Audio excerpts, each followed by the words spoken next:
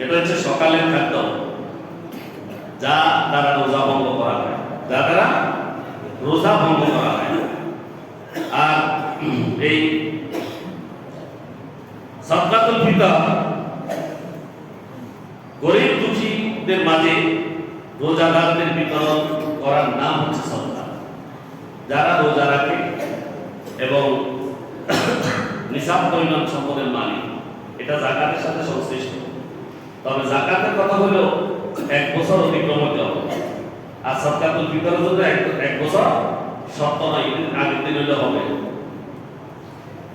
আর যারা রোজা রেখেছে তারা যদি সাহেবে নিসাব নাও হয়, তারা এই ফিতরা দিতে পারবে।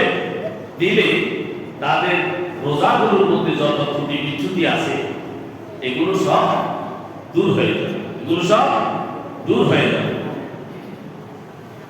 সাদকাতুল ফিতর আদায় করা কি ওয়াজিব, এটা আদায় করা কি ওয়াজিব। রাসূল সাল্লাল্লাহু আলাইহি ওয়াসাল্লাম মুসলমানদেরকে সাদকাতুল ফিতর আদায় করতে নির্দেশ দিয়েছেন, তার নির্দেশ মানা ফরজ। মহান আল্লাহ পাক রব্বুল আলামিন সূরা নিসা ৮০ নং আয়াতে বলেছেন, মাইয়ুতির রাসূলা ফাকাদ আতা আল্লাহ ওয়া মান তাওয়াল্লা ফামা আরসালনাকা আলাইহিম হাফিজা। আল্লাহ বলেছেন যে রাসূলের আনুগত্য করলো সে আসলে আল্লাহরই আনুগত্য করলো। মাইয়ুতির রাসূলা, যে ব্যক্তি রাসূলকে রাসূলের অনুগত হলো, আনুগত্য করলো, ফাকাদ আতা আল্লাহ, সে ব্যক্তি আল্লাহর আনুগত্য করলো, আল্লাহ আনুগত্য করলো। ওয়া মান তাওয়াল্লা ফামা আরসালনাকা আলাইহিম হাফিজা, আর যে মুখ ফিরিয়ে নিল আমি তাদের উপর তোমাকে প্রহরী রূপে প্রেরণ করে নি। রাসূল সাল্লাল্লাহু আলাইহি ওয়াসাল্লাম বলছেন, আমি তো দেখছি সবকিছু, তুমি পাহারা দেওয়ার দরকার নাই, আমি তাদের ব্যবস্থা আমি নিজেই করব। আল্লাহ পাক রব্বুল আলামিন বলেছেন, ওয়া মা আতাকুর রাসূল ফাখুযুহু ওয়া মা নাহাকুম আনহু ফান্তাহু। রাসূল সাল্লাল্লাহু আলাইহি ওয়াসাল্লাম তোমাদের জন্য যা কিছু নিয়ে এসেছেন তা তোমরা গ্রহণ করো, আর যা কিছু তিনি নিষেধ করেছেন তা থেকে তোমরা দূরে থাকো, তা থেকে দূরে থাকো।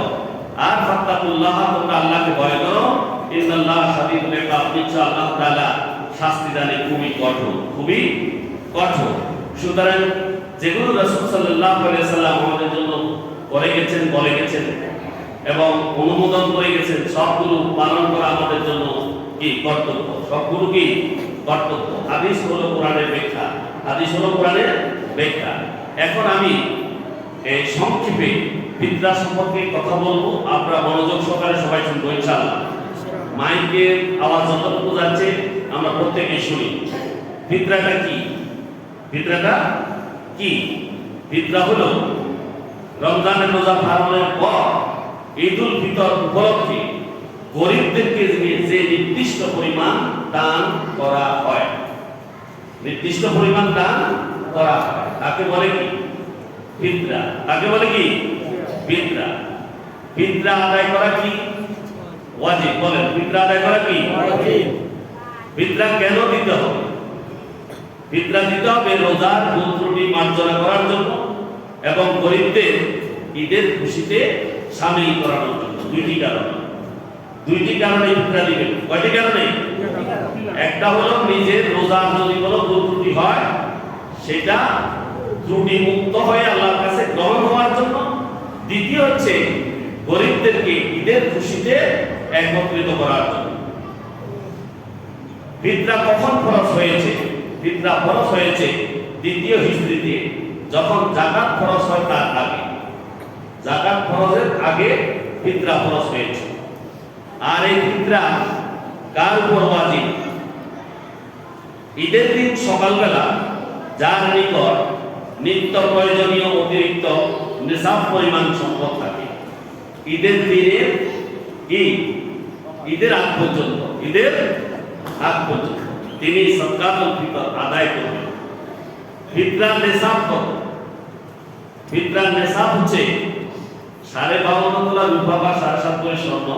আমি এটার কথা আগেই বলছি যে এটার জন্য শর্ত নয়, কি নয়?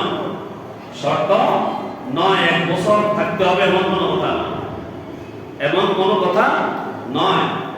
তবে যারা নেশাবের মালিকও হয় নাই তারাও দিতে পারবে, তারাও দিতে পারবে।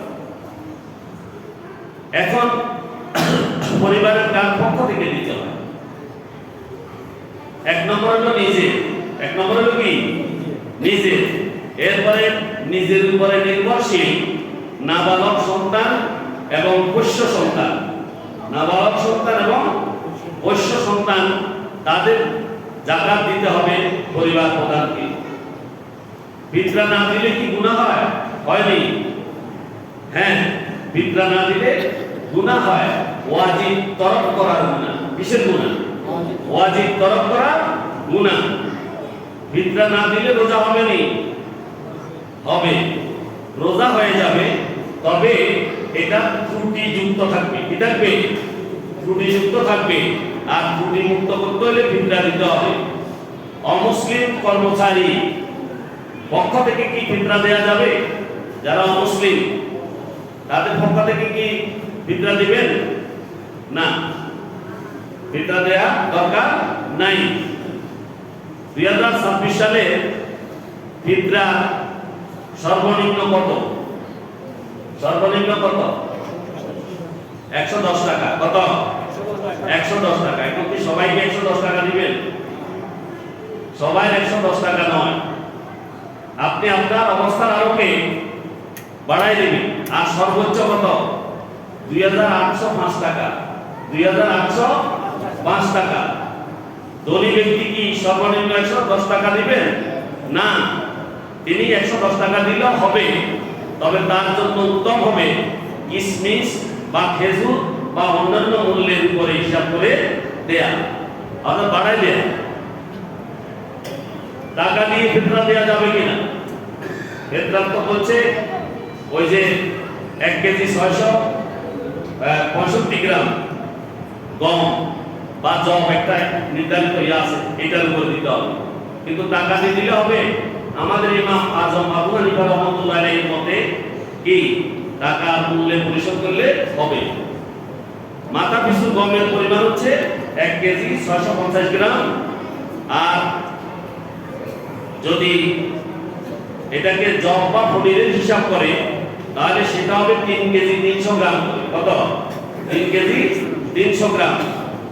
এইভাবে দিলে হবে। আচ্ছা, যদি এটাকে হিসাব করে যদি বাজারের সাইলের মূল্য হিসাব করে দিয়ে হবে না? হবে না। আমাদের তো গম নাই, জব নাই, তাহলে সাইলের হিসাব করলে কত দিতে হবে? 3 কেজি 300 গ্রাম। সাইলের হিসাব করলে কত? 3 কেজি 300 গ্রাম বা বাজার মূল্যে তার দাম। বাজার মূল্যে তার দাম। ফিতরা কি বাজার মূল্য অনুযায়ী বাড়ে কমে কিনা? বাড়েও কমেও, বাড়েও কমেও। যদি পণ্যের দাম বাজারে বৃদ্ধি হয়, সেই বৃদ্ধি অনুযায়ী ফিতরা দিতে হবে। এইভাবে এটা নির্ধারণ করবে ইসলামিক ফাউন্ডেশন। কে কারা করবে? Islamic foundation. এবার যেটা নির্ধারণ করা হয়েছে এটা আপনারা কি আদায় করবেন। শর্ত এবং দুবার গণনা থাকলে তাহলে ওইটা যদি নিসাব পরিমাণ হয়, এটার উপরে ফিতরা দেওয়া ওয়াজিব। ঋণগ্রস্ত ব্যক্তির উপর ফিতরা ওয়াজিব কিনা? ঋণ বাদ দিয়ে যদি নিসাব পরিমাণ হয় তাহলে ওয়াজিব। তাহলে কি ওয়াজিব। আর দিলে কোনো অসুবিধা নেই। আর সময় এবং আদায় করার পদ্ধতি কি? ফিতরা আদায়ের সময় কখন? ঈদের দিন শুভে সাদেকের পর থেকে ঈদের নামাজের আগ পর্যন্ত। ঈদের দিন শুভে সাদেকের পর থেকে ঈদের নামাজের আগ পর্যন্ত। এখন তো অনেক প্রশ্ন আসবে, রোজার ভিতর তো দিয়ে হবে। আপনারা একটু, আমি দেরি করে বলতাম, প্রশ্ন আসে যায় না, কি জন্য বলছি। আগে দিলেও হবে, আগে ভাগে দেওয়াও জায়েজ আছে, দেয়া যাবে। তবে উচিত হইল ঈদের দিন শুভে সাদেকের পরে ঈদের নামাজের আগ পর্যন্ত এই সময় দেয়া। কারণ আপনি তো এখন আপনার সামনে এখনো রোজা কয়েকটা রয়ে গেছে, এটাকে ত্রুটি মুক্ত করার জন্য আগে দিয়ে এলেন, এবারে একটা অসম্পন্ন, এই জন্য পরে দিলে উত্তম। ঈদের নামাজের পর দিলে আদায় হবে কিনা? হবে নি। ঈদের নামাজের পরে দিলে আদায় হবে, তবে সওয়াব পাওয়া যাবে কম, সওয়াব কম। আচ্ছা, সফররত অবস্থায় ফিতরা কোথায় দেবে? কেউ তো প্রবাসে আছে, এরা প্রবাসে দিবে। এরা কি প্রবাসে দিবে? এদের ফিতরা এরা যদি বলে দেশে দেওয়ার জন্য তাহলে দিতে পারবেন, কম হয়ে যাবে আর কি, ওখানে দিলে একটু বেশি হয়ে যায়, ওখানে দিলে একটু ওখানকার হিসাবে একটু বেশি, তো তাহলে এখানে দিলে হয়ে যাবে। তবে যে যে এলাকায় মুসাফির হয়ে গিয়েছেন, সফররত অবস্থায় গিয়ে থেকেছেন, তিনি সেখানে দেন উত্তম। বিদেশে থাকলে যে দেশে অবস্থান করছেন সে দেশের বাজার মূল্য অনুযায়ী আদায় করা উত্তম। আর ফিতরা আত্মীয় স্বজনকে কি দেওয়া যায়? হ্যাঁ, আত্মীয় স্বজনকে ফিতরা দেওয়া যাবে, এবং আত্মীয় স্বজনকে দিলে অন্যান্যদেরকে দেওয়ার সাথে দ্বিগুণ সওয়াব হবে। সুবহানাল্লাহ, দ্বিগুণ সওয়াব হবে। একটা হলো সদকা, আর একটা হলো আত্মীয়তার হক আদায় করা। আত্মীয়তা হক আদায় করা দুটোটা কমপ্লিট হয়ে যাবে। আচ্ছা, বাবার ফিতরা কি সন্তান দিতে পারবে কিনা? হ্যাঁ, বাবার সামর্থ্য না থাকলে বাবা যদি অনুমতি দেয়, সন্তান তার ফিতরা আদায় করতে পারবে। ফিতরা দেওয়ার সময় কি মুখে বলতে হয় আমি ফিতরা দিচ্ছি? না, এটা বলার দরকার নেই, শুধুমাত্র নিয়ত করলে হবে। যৌথ পরিবারের ফিতরা কে দিবেন? পরিবারের প্রধান সকলের পক্ষ থেকে দিতে পারেন, অথবা প্রত্যেকে আলাদা আলাদাও দিতে পারেন। ফিতরা কি নগদে দেয়া ভালো না খাদ্য? ইমাম আজম আবু হানিফা রাহমাতুল্লাহ আলাইহি বলেছেন, অর্থে যদি আদায় করা হয় তাহলে যাকে দেয়া হচ্ছে সে যে কোনো জিনিস কিনে নিতে পারবে, এটা উত্তম, এটা উত্তম। ফিতরা কারা পাবে? ফিতরা পাওয়ার প্রধান হকদার হচ্ছে মিসকিন এবং অভাবী। মিসকিন এবং অভাবী, ফুকারায়ে ওয়াল মাসাকিন, ফুকারায়ে ওয়াল মাসাকিন, এই দুই জাতকে ফিতরা দেয়া যায়, এরা হকদার বেশি। মাদ্রাসার গরিব এতিম ছাত্রদেরকে কি দেয়া যাবে কিনা? হ্যাঁ, মাদ্রাসার এতিম ছাত্রদেরকে দেয়া আরো উত্তম, আরো উত্তম। অসহায় বিধবা বা পঙ্গুদেরকেও দেয়া যাবে, অসহায় বিধবা পঙ্গুদেরকেও দেয়া যাবে, দরিদ্র প্রতিবেশীকে দেয়া যাবে। দিন শিক্ষার প্রসারে ফিতরা দেয়া যায় না, দিন শিক্ষার প্রসারে ফিতরা দেয়া যায় না। ব্যক্তিকে দেয়া যাবে, কোনো প্রতিষ্ঠানকে নয়। তবে গরিব কোনো শিক্ষার্থীকে দেয়া যাবে, কোনো প্রতিষ্ঠানে নয়। যাদের যাকাত দেওয়া যায় তাদের ফিতরা দেয়া যায়, যাকাত যারা দিবে তারা ফিতরাও দিবে।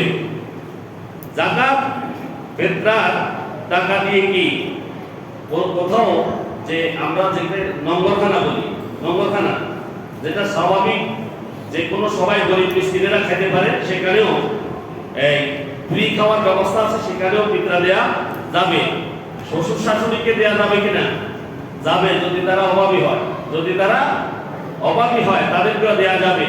সালফে সালেহিনগণ তারা অভাবী আত্মীয় স্বজন এবং দিনদার ব্যক্তিদেরকে তারা ফিতরা দিতেন। একজনকে কি বহুজন ফিতরা দিতে পারে? হ্যাঁ, একজনের যদি অভাব বেশি থাকে তাহলে বহুজনও তাকে ফিতরা দিতে পারবে। নিজের মা বাবাকে ফিতরা দেয়া যাবে কিনা? না, নিজের মা বাবাকে ফিতরা দেয়া যাবে না। নিজের সন্তান বা নাতি নাতনিকে দেয়া যাবে না, নিজের সন্তানকে ফিতরা দেয়া যাবে না, নাতি নাতনিকে ফিতরা দেয়া যাবে না। ধনী ব্যক্তিকে কি ফিতরা দেয়া যাবে? না। অমুসলিমকে ফিতরা দেয়া যাবে না। আর সকল আলেমের কথা হলো অমুসলিমকে দেয়া যাবে না, আর মুসলিম গরিবকে দিতে হবে। কাকে? মুসলিম গরিবকে দিতে হবে। সৈয়দ বংশের লোকদেরকে ফিতরা দেয়া যাবে না, সৈয়দ বংশ যারা তাদেরকে ফিতরা দেয়া যাবে না। মাদ্রাসার শিক্ষক যারা বেতন পান তাদেরকে ফিতরা দেয়া যাবে না, যারা বেতনভুক্ত মাদ্রাসার শিক্ষক তাদেরকে ফিতরা দেয়া যাবে না। মসজিদ বা মাদ্রাসার বিল্ডিং নির্মাণে দেয়া যাবে না, মাদ্রাসা বা মসজিদের বিল্ডিং নির্মাণে ফিতরা দেয়া যাবে না। মৃত ব্যক্তির পক্ষ থেকে ফিতরা দেয়া যাবে না যদি মৃত ব্যক্তি শুবে সাদেকের আগে মৃত্যুবরণ করে। শুবে সাদেকের আগে, ঈদের দিন শুবে সাদেকের আগে মৃত্যুবরণ করলে তার দিতে হবে না, তবে শুবে সাদেক পর্যন্ত অপেক্ষা করলে তার ফিতরা দিতে হবে, তার ফিতরা দিতে হবে। স্ত্রীর ফিতরা বা যাকাত স্বামীকে দিতে পারবে কিনা? সামর্থ্য থাকলে স্ত্রী নিজেরটা নিজে দিবে, না হয় স্বামী দিলেও আদায় হয়ে যাবে। ভিখারিকে দিলে আদায় হবে? যদি ভিখারি মুসলিম হয়, আমরা তো এখন ভিক্ষুকরা বেশি বেশি আসে নাকি মানুষের দ্বারে দ্বারে, এদেরকে দিলেও হবে। তবে আপনি তো ফিতরা দিচ্ছেন, তাদেরকে বলতে হবে না যে আমি ফিতরা দিচ্ছি, এটা বলার দরকার নেই। ফিতরার টাকা কি কোনো প্রতিষ্ঠানে জমা দেওয়া যাবে? না, যাবে নি? যাবে। কোনো প্রতিষ্ঠানে জমা দেওয়া যাবে যদি তারা, আপনি নিশ্চিত হন যে তারা গরিবদের মাঝে এটা বন্টন করবে, এটা নিশ্চিত হইলে সেখানে দিতে পারবেন, না হলে নয়। ফিতরা কি উপহার হিসাবে দেওয়া যায়?